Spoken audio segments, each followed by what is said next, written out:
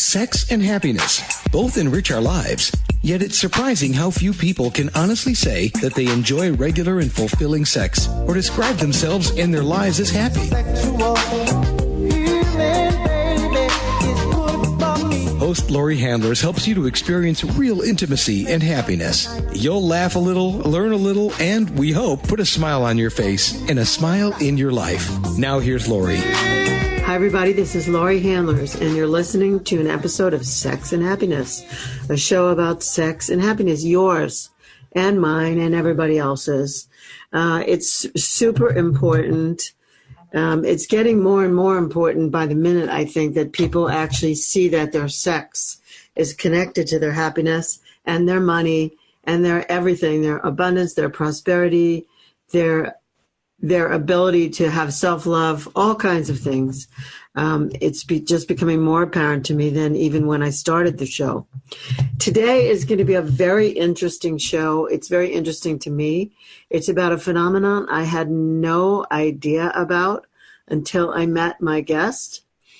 And he explained this to me, and I was just, my mouth was on the floor.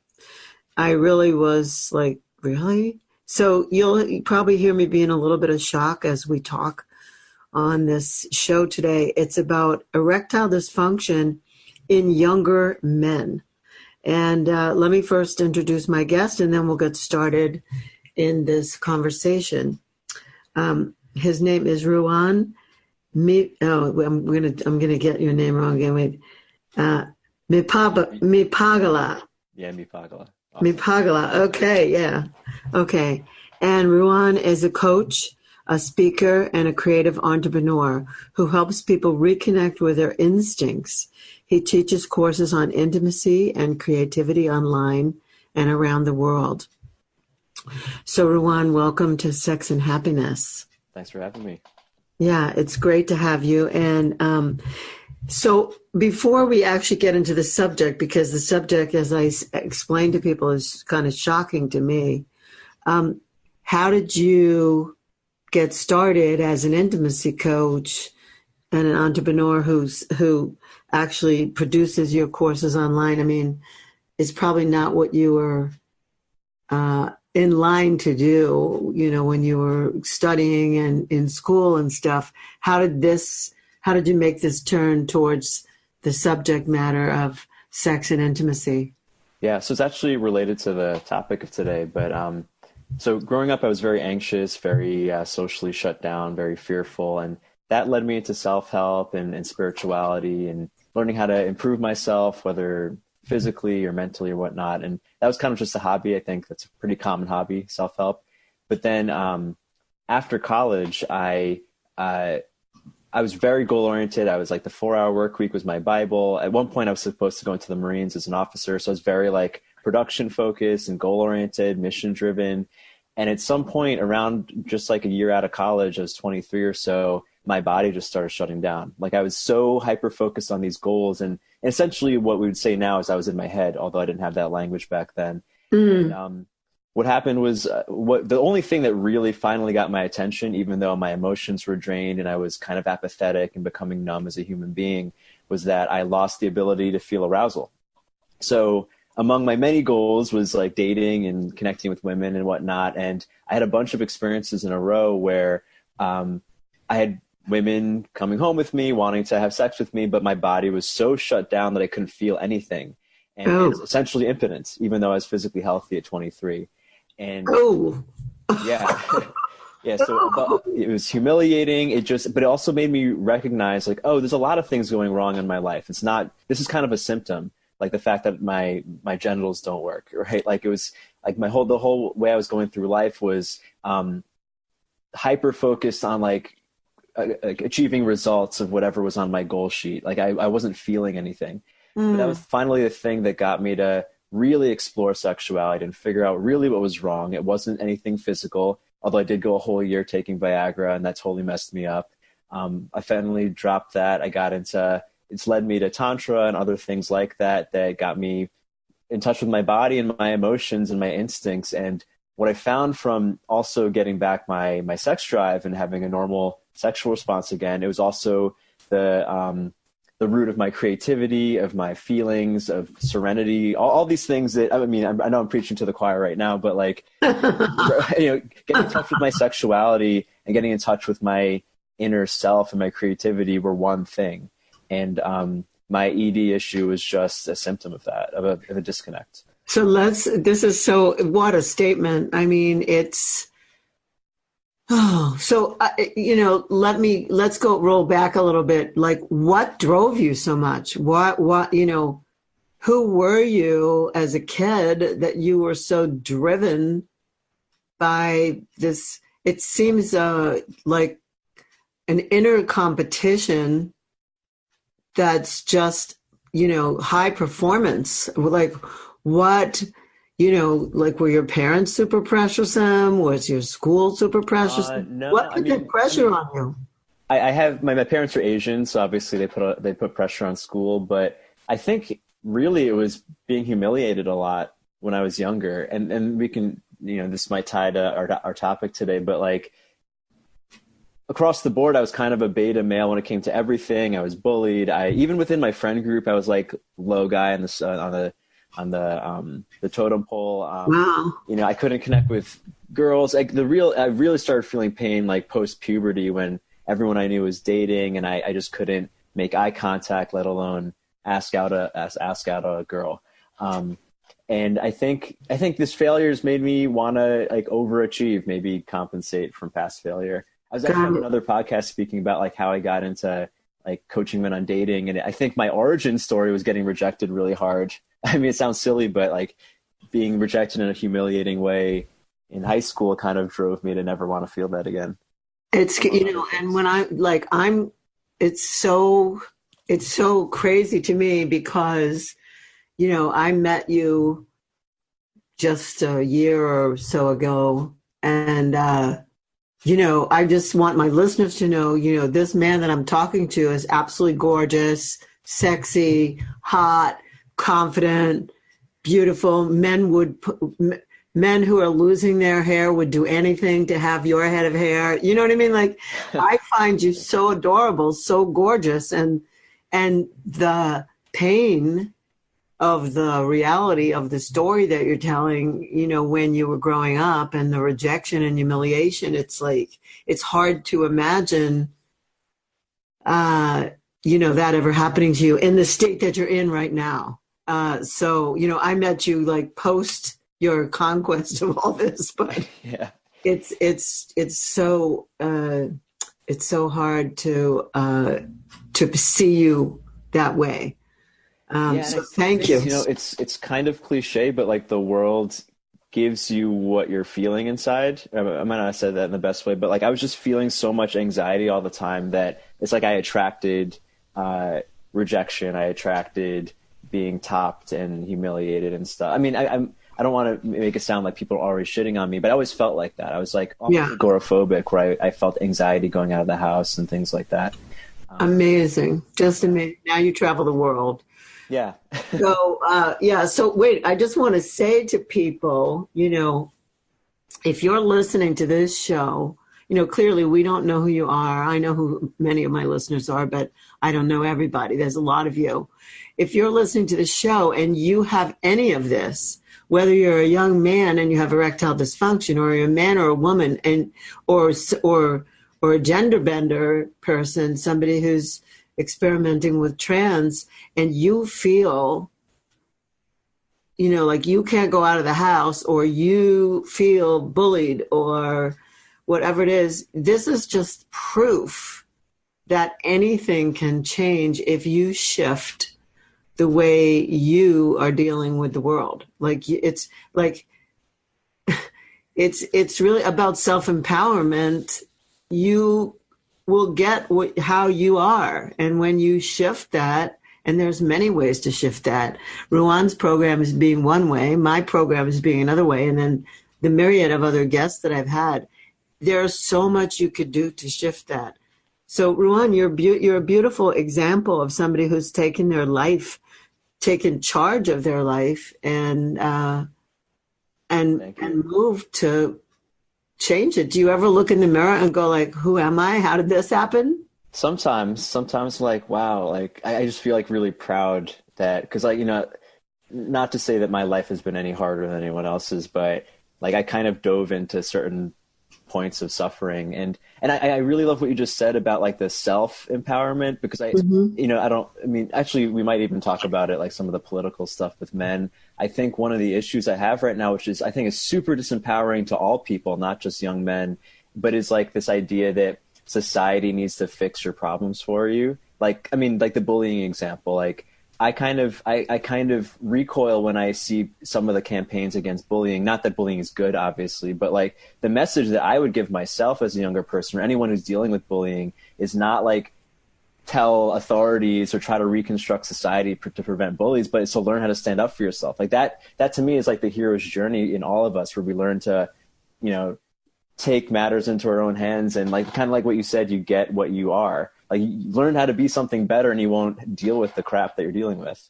Listen, exactly. I mean, exactly. I had a belief. It's interesting because when you say all this, what comes to my mind is that for a very long time, I had a belief that I was unlovable. And so while I had people who loved me and I had lovers, I just couldn't ever fathom that I was really loved. And when I finally really loved myself and really saw how lovable I was, everything in my whole life shifted. Mm-hmm. And in my life now, I have the love of my life. And it's like, oh, how did that happen? Like, where did he come from? What planet did he grow up on? It's taken a long time, but I would say that it took me a really long time to just relax about it and just go, yeah, you're lovable. Shut up, and just keep giving out love. Just keep being who you want the world to be to you. Just keep being that, and that's stand out. So I feel like you're a perfect example of that also. Anyway, let's take a little break here. When we come back, we're going to really talk about the situation, erectile dysfunction, what young men can do. And we can talk about the politics, because there's a lot of politics. We can talk about that in the next segment or the segment after. There's a lot of things happening in the world to disempower men right now, pointing fingers, et cetera, et cetera. So we will get to that, because that's an important element of what we're talking about. So if you just tuned in, you're listening to Sex and Happiness. I'm Laurie Handlers, and I'm speaking with Ruan. Here we go. Mipagala. Yep. Yay. And I just want to call you Ruan M. I go by Ruando online because I'm like... Oh, right. Ruando. Right. So, and Ruan's a coach and a speaker. He's a creative entrepreneur who helps people reconnect with their instincts.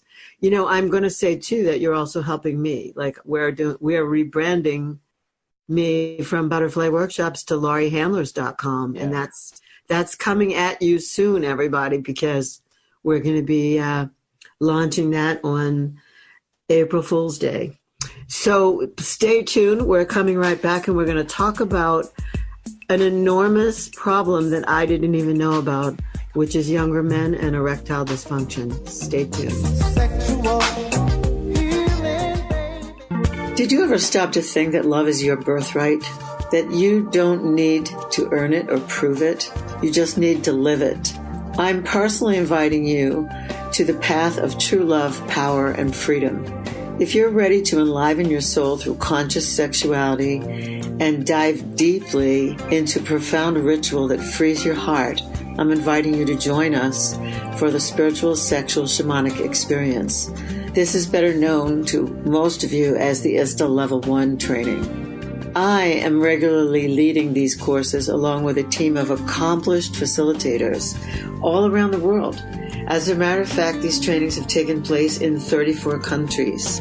For information on when I'm leading, go to butterflyworkshops.com. Or for a full schedule, you can go to schooloftemplearts.org. Please consider this invitation seriously, because love and freedom are your natural state of being. Are you wondering what book to read to jumpstart your life?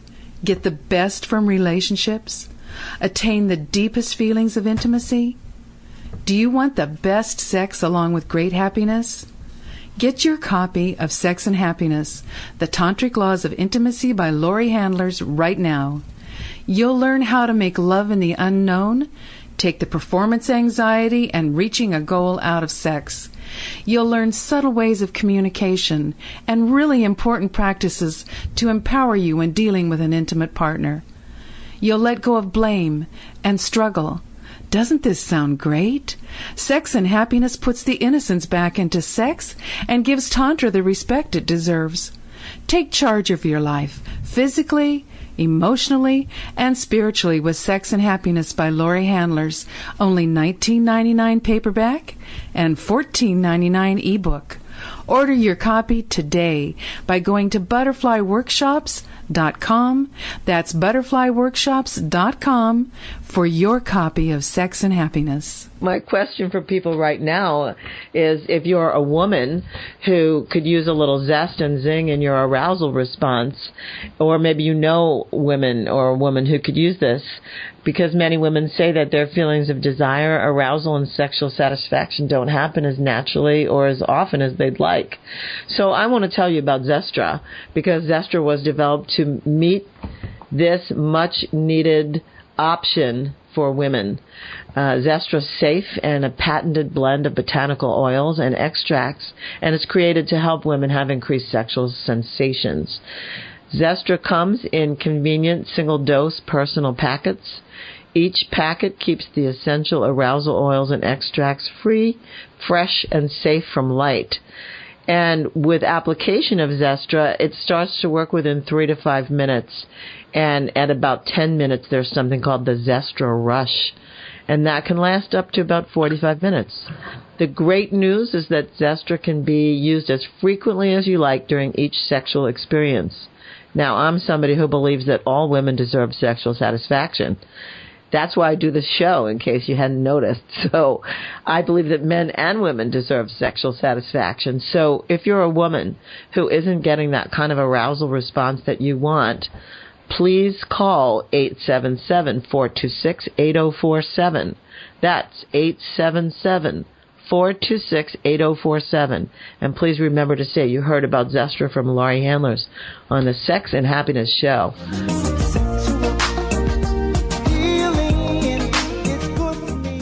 We're back with Sex and Happiness, and again, I'm Laurie Handlers. I'm speaking with Ruando, Ruan Mipagala, and Ruan. The first segment was great. It told us how things happened for Ruan. But Ruan, can you tell me, like, how widespread is this situation with younger men and erectile dysfunction? I only know, obviously people who reach out to me are a certain sample. They're not representative of the population. But one of the stats that I saw on one of these cloud pharmacies, which I will rant about in a second, said that 52% of men have dealt with some sort of impotence issue. And while I'm grateful for the stat, I'll just say that I'm really pissed off. And what made me become reinvigorated to talk about this again was seeing all these ads for there's a company, Get Roman, and then one for Hims, where they make it really easy for guys to basically get prescription Viagra in almost the same way that when weed first became legal, you can kind of just get a bullshit prescription, oh yeah, my eyes hurt, great, here's it's kind of becoming like that for Viagra. And I suffered from taking Viagra because the problem isn't erectile dysfunction is just a symptom of a deeper issue. It's not the actual problem for most men. So, yeah, right. So the fact that their penis doesn't, get erect from blood vessels that swell up and arousal, that's not really the problem in most cases. It's more psychological or emotional or something that has to do a situation that could be shifted more easily than if it was really a physical problem. Yeah, both easier and maybe even harder in some ways. Getting in touch with your feelings is kind of a big challenge for a lot of guys, which is why taking a pill might seem more appealing at times. But yeah, that is the root of it. And I have a 100% success rate helping guys overcome ED. And it's simply because I've recognized that getting in touch with your feelings is the solution for almost everyone. Obviously, if you have a urological issue, I mean, that's something different. But yeah. And those people, people with a neurological issue might not be the people who are attracted to seek you out. People who get, like when you put something out there about what you're doing, somebody who needs you will find you, and people who need other things will find other solutions. But you're talking about being able to also get Viagra too easily, Viagra or Cialis or whatever else they're using these days, too easily by just saying, doc, blah, blah, blah, and the doctor writes out a script. Isn't that what doctors do these days? I mean, they just write out. they do two things. To the it's so easy to get antidepressants now. It's like right. To me, doctors do two things: they cut or they prescribe. Right. They know how to operate, and some things don't require an operation, and when they don't, they prescribe a medication. Totally. And then also you can go online and get things from overseas. So you can get stuff from Mexico, you can get stuff from Canada, you can get stuff from India. When I've been in Mexico, coming back across the border, because Arizona is one of those border states. I don't want to get into that whole politic, but when I've been there, like right at the border, in the border towns, there are all these pharmacies, and the biggest thing that they advertise is Viagra and Cialis. Huh. Like, 2 seconds before you come back to the United States, don't forget your Viagra and your Cialis. Oh my God. So, yeah. So let's talk about, I see when you and I first broached this subject, the thing I knew about was young men going clubbing. Like I didn't figure that they had erectile dysfunction. I just figured there was a whole bunch of men 35 and under who just took Viagra to have an erection while dancing in a club. Yeah, and I think that's how, like, when it was introduced to me when I was 23, all of my friends, me and my roommates would share like a Viagra prescription, like. It was said between guys, oh yeah, we're just doing this to party, right? We're doing it because we're doing coke, we're drinking or something like that. But I know for myself, and this is almost 10 years now, I've talked to a lot of these guys I used to party with. For them too, it was actually, the real reason was that they were afraid that they wouldn't get it up if they went home with someone. Like that was the actual reason. Yeah. But we didn't admit that to each other. And then thanks for saying that, because I wondered about it. And the other thought I had was, I know, for example, when you're taking something that's making your body do something that your body should already do naturally, if you do it for too long, it takes away your body's ability to do it. Totally. I mean, that's the whole thing with taking steroids or antidepressants or anything. And that was what happened to me, because I probably had it happened a bunch of times in a row, but if I didn't take Viagra, I probably would have eventually got it back. But since I was panicking, I started taking Viagra. I became dependent on it for a year.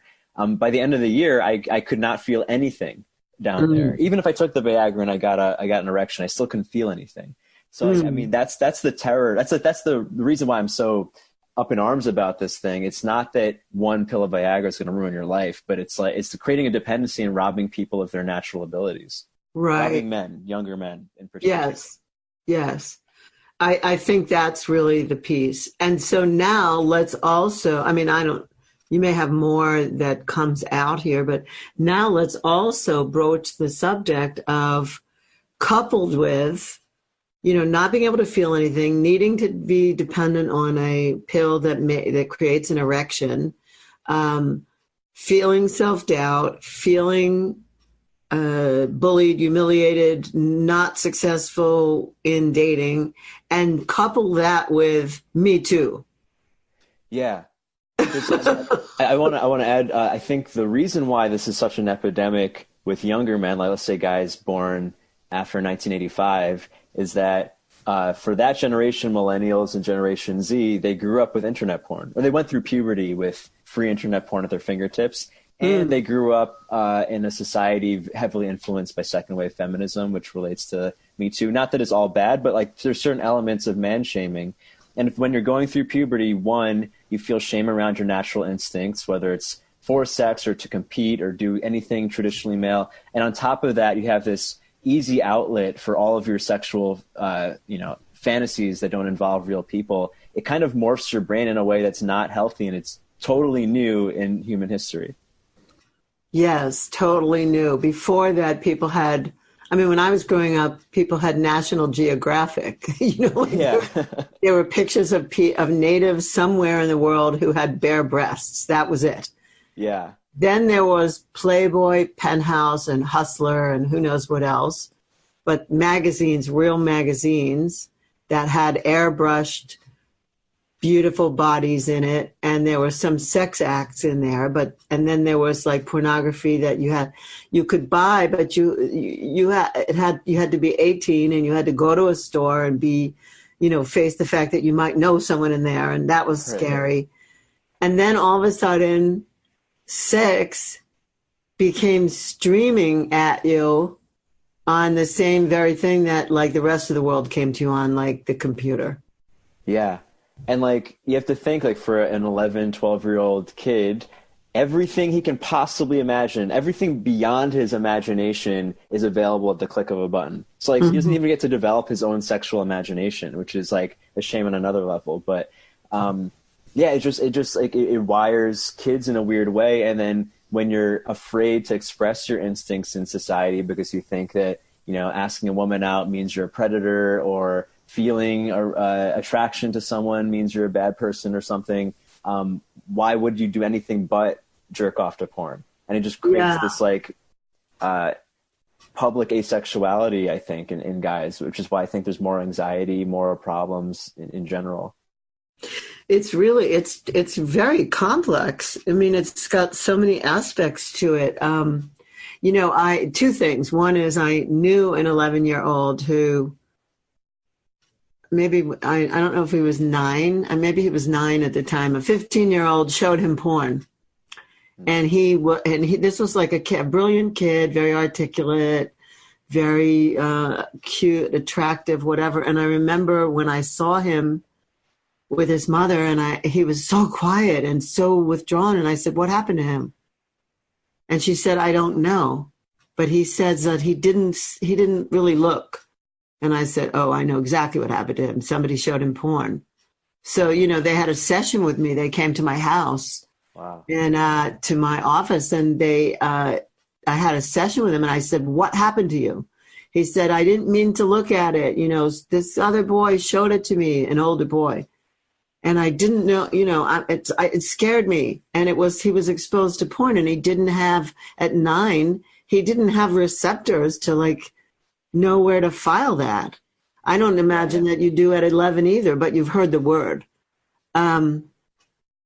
So that was one thing. I had to deal with both boys, both mothers, whatever, like get the kid back, because he was gone. It was like that happened, and it was like a trauma.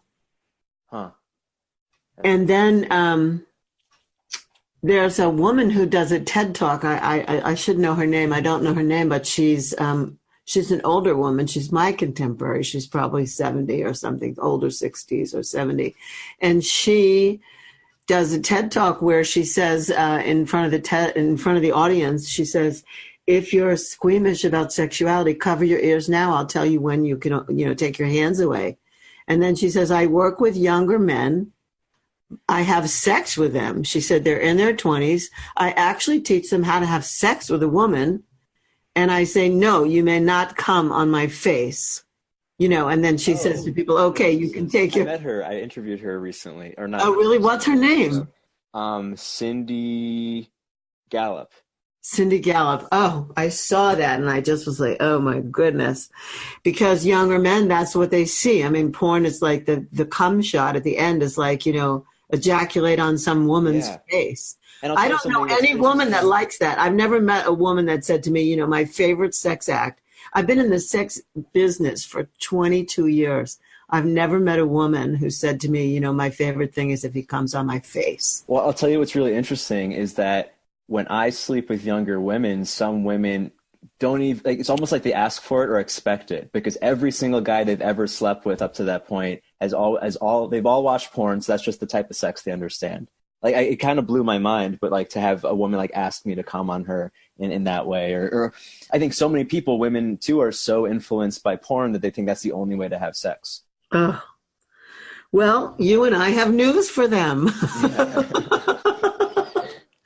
There's other things. There's other ways. There's much sweeter, more intimate things than that, and then objectifying someone that way, and objectification could be fun in a context of a scene, of something that you plan and script to be a certain naughty way. But to have your normal sex life be bizarre is really bizarre, Yeah. Wow. Well, okay. So we covered shaming. Look, Me Too needed to happen, is necessary. People need to be speaking out. But publicly shaming men all the time, distrusting men, projecting fear and loathing onto men. Men are one half of the population. As far as I'm concerned, women and men need each other. Not only to produce offspring, but we need each other. We inhabit this planet together, and shaming a whole segment, like a whole group, a whole gender it's not right. It isn't right. And we should take people to task who have committed horrible things, but just because you're in a male body doesn't mean you're horrible. Doesn't mean you've committed bad things. Doesn't mean any of that. So it's like we have to pull ourselves back from that and take situations case by case. Totally. Yeah. I don't know if you thought about the Gillette commercial, but I was just like, this is like another thing, like with the wrong understanding of what's going on. Well, we'll talk about that later. I didn't see it. I was teaching in a foreign country, and I didn't see it. I only saw somebody you and I both know's response to it. Right. and I had to say, take that down. Like, the people in my life are misunderstanding you, and I can't have that. Mm-hmm. So I didn't see it. I was like offline. But I understand that shallow attempts to shift things or misunderstandings just don't work. Like, really, that's really not the answer. So I do understand that. And I did glean that from everything I could read. Yeah. So we're going to take a little break here. When we come back, let's talk about what you are doing, like how to get in touch with you, what you do. How do you have 100% success rate at getting men rescued from erectile dysfunction? We'll talk about that when we come back. Please stay tuned. This is Laurie Handlers. I am speaking with Ruwan about the situation he found himself in, how he shifted himself, and now how he helps other men. So we'll be right back, and we'll talk about the solutions.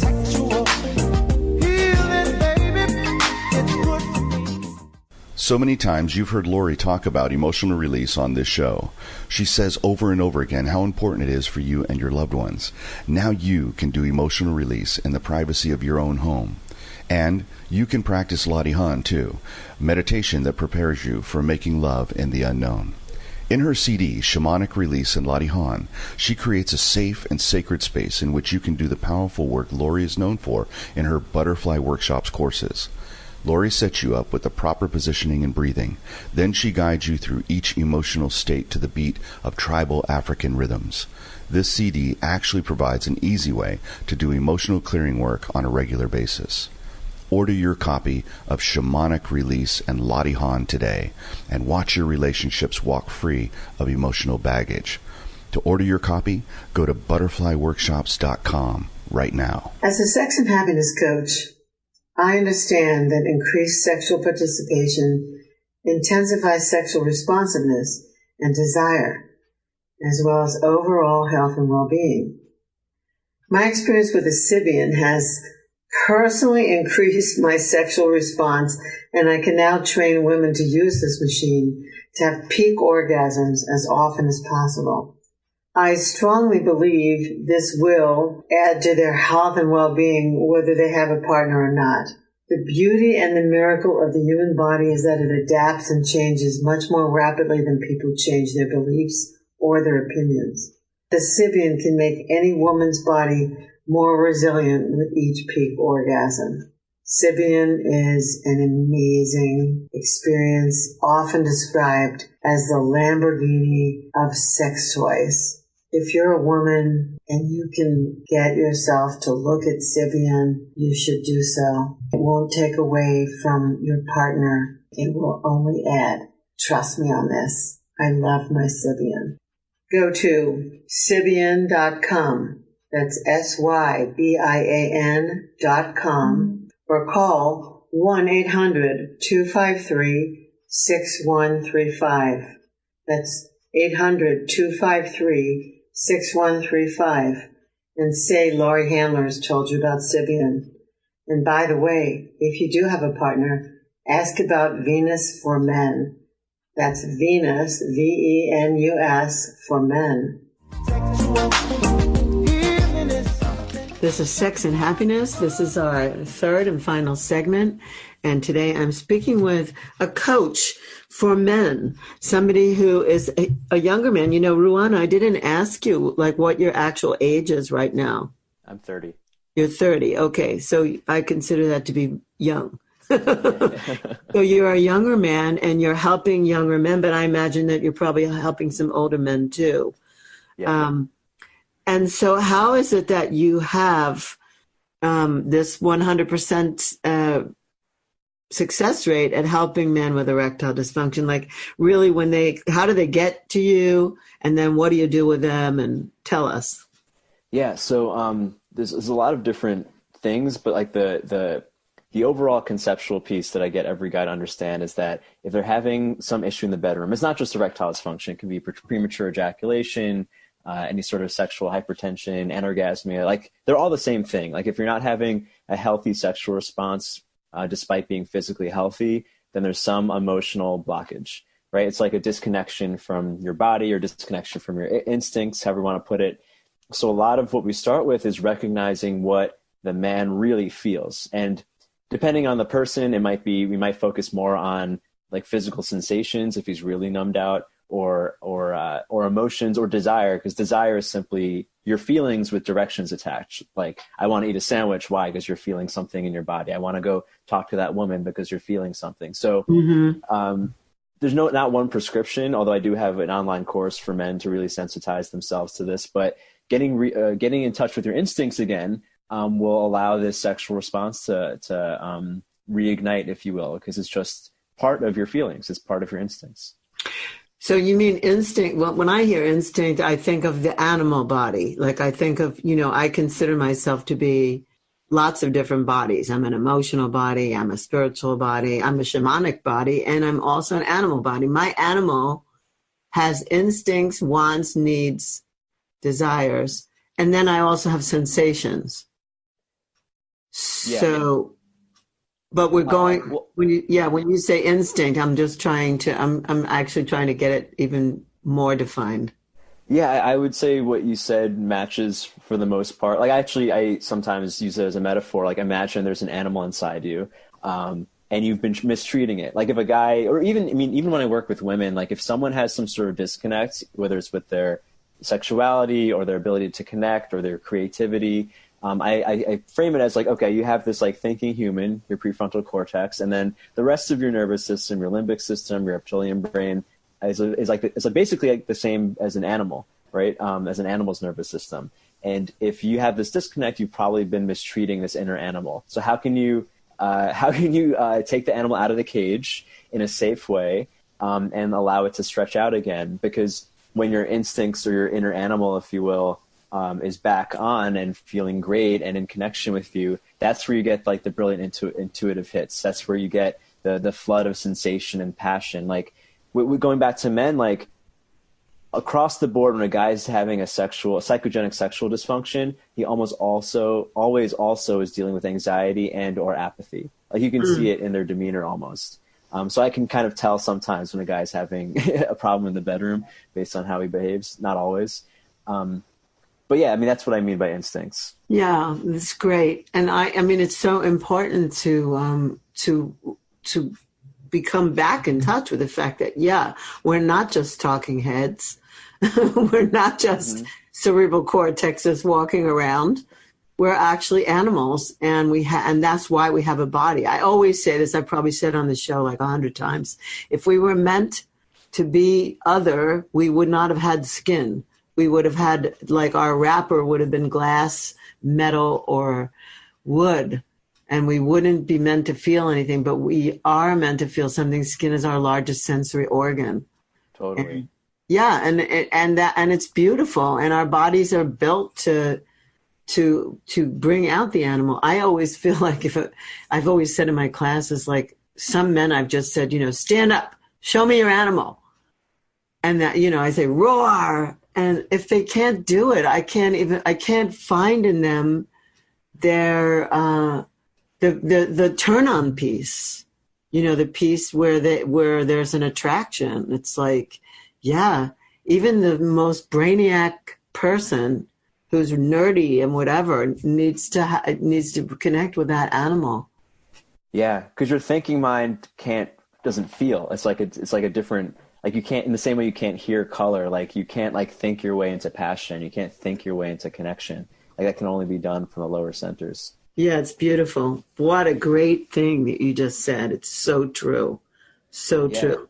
And I want to say, I think the main reason, or one of the reasons why people disconnect, and men right now, I think especially, is shame and fear that your animal is going to do something. Like probably when you're a little kid, and like especially I think most little boys end up breaking things. That's kind of just part of their instinct to whether it's Shiva in them or whatever, to break stuff. And like this idea, I found this in a lot of men who say like, okay, I get that I need to let my inner animal out. I get I need to get in touch with my instincts. But what if I hurt someone? Like what if my instinct is to punch someone in the face, or to rape, or to pillage? And I'm like, you can validate the impulse that you have without actually doing it. And I think I just want to say that because I think that's an important point for anyone who's afraid of what would happen if I let the animal out of the cage. Because once you're on the same page, it's like, it's something you can ride. It's not something that's going to ruin you. Exactly. That's so great. Really. Thanks for saying.